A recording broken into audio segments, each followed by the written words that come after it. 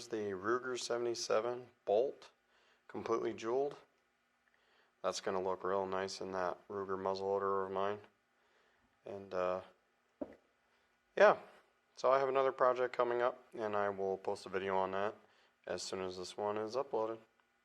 Thanks for watching.